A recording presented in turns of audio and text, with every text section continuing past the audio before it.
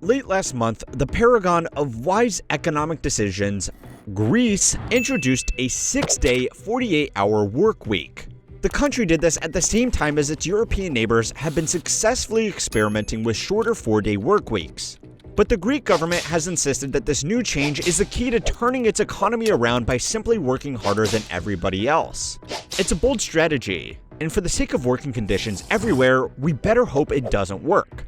Unfortunately, it just might. Greece has become the first country in the European Union to introduce a 6-day working week for some businesses. The world's biggest trial of a 4-day working week has ended in success, with the performance of companies largely unharmed and workers feeling healthier and happier. The employer says, this is it, take it or leave it. You can't do anything about it. This is Greece. Greece has an aging and shrinking population. According to the country's statistics authority, over 500,000 young, educated citizens left the country to find work with better paying conditions elsewhere. It's very easy for Greek workers to find jobs that pay better in other countries, because as members of the European Union, they are free to reside and work across borders with very few restrictions. In order to correct for this loss of manpower, the government has decided to introduce a 6-day work week to make up for all the workers who have left the country and to support all the elderly people who can no longer support themselves. By raw arithmetic, their logic makes sense. Kind of. Output is the hourly productivity of a worker multiplied by how many hours they work. If Greece has fewer workers, it can increase its output by getting those who are left to work even longer and harder. What they have failed to account for, though, is that a lot of the productive workers still left in the country might decide that they would rather go and work 4 days per week in Belgium for double the average salary than stick it out grinding 6 days a week for half the pay in Greece. If your country has a problem with young people leaving to find better work elsewhere, the solution is probably not to make working conditions even worse. But their new plan argues that by getting on their #grind, they can bring people back by just paying them more. There is also an argument that longer hours tend to be the hallmark of highly compensated professions. C-suite executives, medical practitioners, investment bankers, corporate lawyers, and senior tech workers all regularly put in long hours, and they are all generally well compensated for that time. These professionals are expected to be on call all the time and meet the demands of their clients and patients who simply can't wait. Hospitals have been routinely understaffed and have been relying on staff working longer overtime to keep operations running. These long hours have been linked to unnecessary patient deaths and worker burnout across the country. But doctors and nurses who are willing to stay on call for these odd hours can make an absolute ton of money. Investment banking teams are doing much less important work than medical professionals, and they spread their teams even more thin so that fees on transactions only need to be spread between a few overworked team members. In my own personal investment banking experience, even on very large deals, we never had a team larger than 5 people because managing directors knew that the analysts and associates had to grind it out anyway. And why would they share their bonus with more headcount? If Greece can become the place where people work harder, they should attract these kinds of high-paying jobs, right? Well, not really.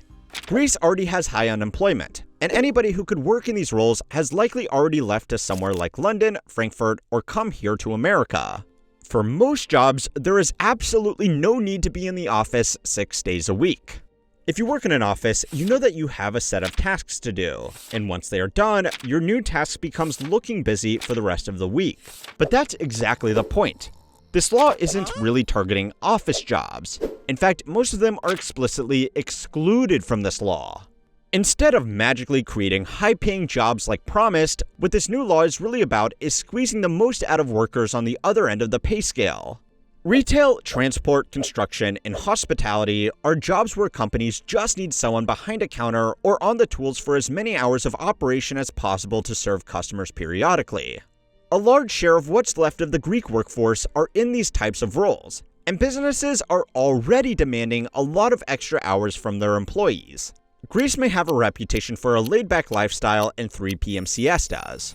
But according to data from the OECD, the average Greek actually works a full 80 hours per year more than the average American. And we are already way above average. The average German, on the other hand, works 500 fewer hours every year, and they are still more than twice as productive as workers in Greece.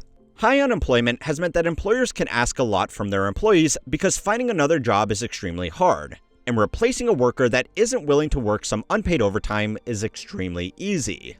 This new 6-day workweek is really being sold as a way to formalize what's been going on in workplaces across the country already. To make matters worse, the wording of the law makes it all sound very optional.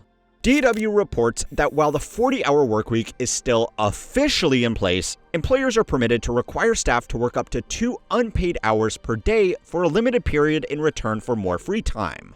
The problem is that if businesses have the option to ask their staff to work 2 hours of unpaid overtime every day, and those staff can't say no, then that's just going to be the new normal. In the same article, an emeritus professor of labor law is quoted as saying, Law 5053/2023 will kill off the 5-day workweek for good, so it's probably not as optional as politicians would like workers to believe. Some people may leave, but most of those who can already have. Better opportunities exist in other EU countries, but a lot of Greeks don't have the resources to move their families across Europe to compete for a job against a local in a country like Germany. This is about squeezing what is left from who is left. Look, I normally try my absolute best to form a rounded argument that represents both sides when addressing stories like this, but this 6-day workweek is just fucking dumb.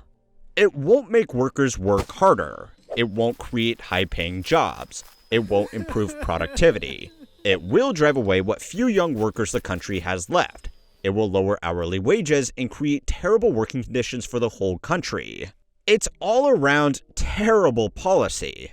But unfortunately, it's not just Greece doing this.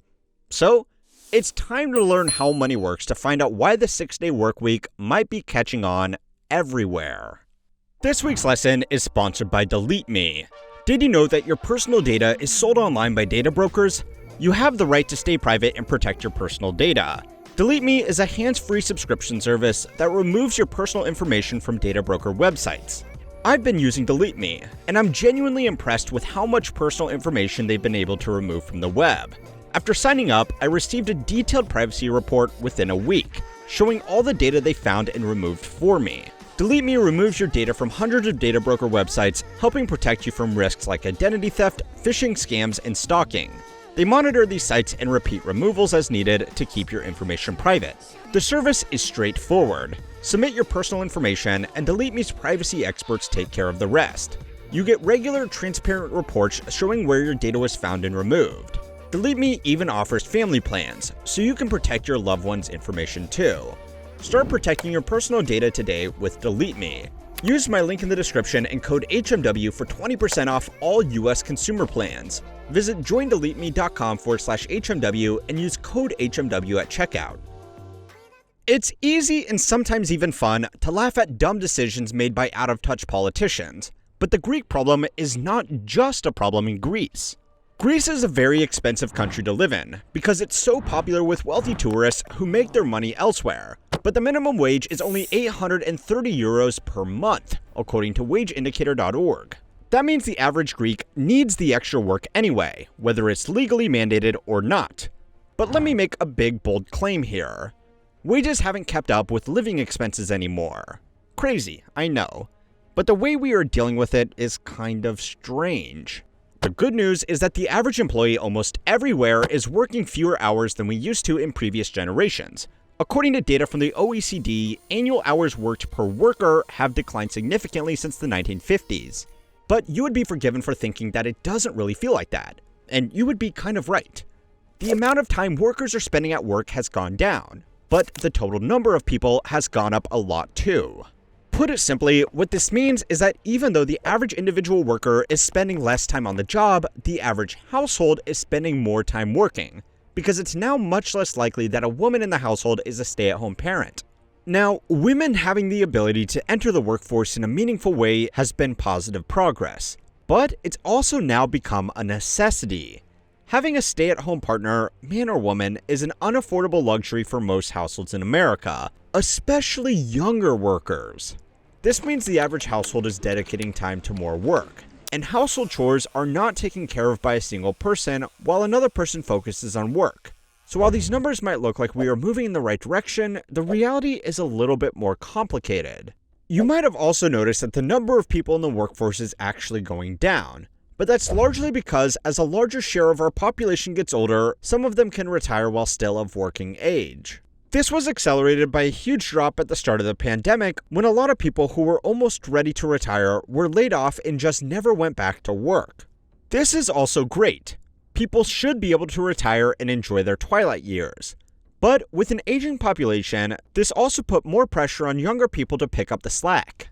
What this means is that there is a bit of a disconnect between what these charts show and what the average worker will experience.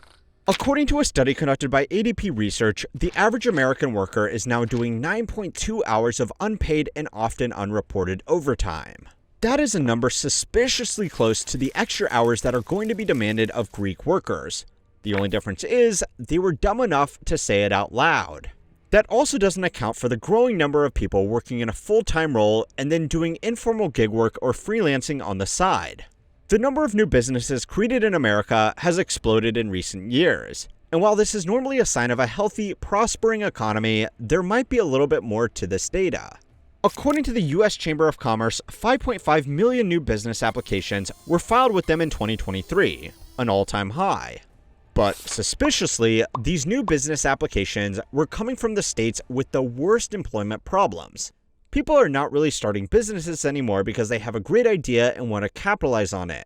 They are starting them to formalize income from informal work like Fiverr, Uber, and yes, even YouTube. According to a Bankrate survey, more than 1 in 3 Americans now have a side hustle on top of their full-time job, and more than 30% of respondents said they expected to need the extra income their side hustle brings in for the rest of their lives.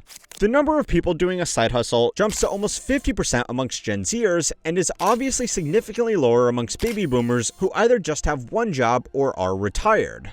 Picking up a side hustle in addition to your full-time job can be an amazing way to start a business while maintaining the safety of a stable-ish income.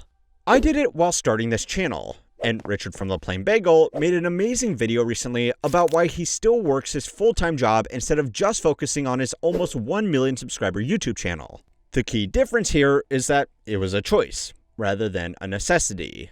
Mr. Bagel is probably doing well for himself with his YouTube channel, but that's not your typical side hustle. Ted Rossman, the credit analyst that ran the survey, said that while it's admirable that so many Americans are putting in extra time and effort into their side hustles, it's unfortunate that most are doing so simply to fund their expenses. This is especially troubling since if side hustles are just a way to increase income as opposed to building up a business or monetizing a hobby, then they are mostly a pretty terrible waste of time. Most people with a side hustle who were surveyed were effectively just working another job that paid well below the minimum wage. So while it looks like the amount of time you spend working has gone down, and you might even be lucky enough to live in a place experimenting with a 4-day work week, we haven't filled that extra time with leisure or just getting a good night's sleep. We have split domestic work, taken on second jobs and side hustles, and just stuck around answering Slack messages off the clock. A lot of us are working 6 days a week. Greece was just the only one to admit it.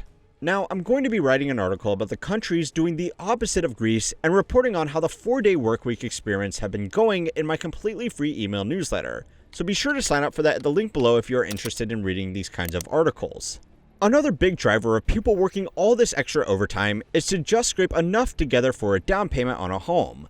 But to find out if real estate is inevitably always going to get more expensive, go and watch my video on how to make houses affordable, without destroying the economy, to keep on learning how money works.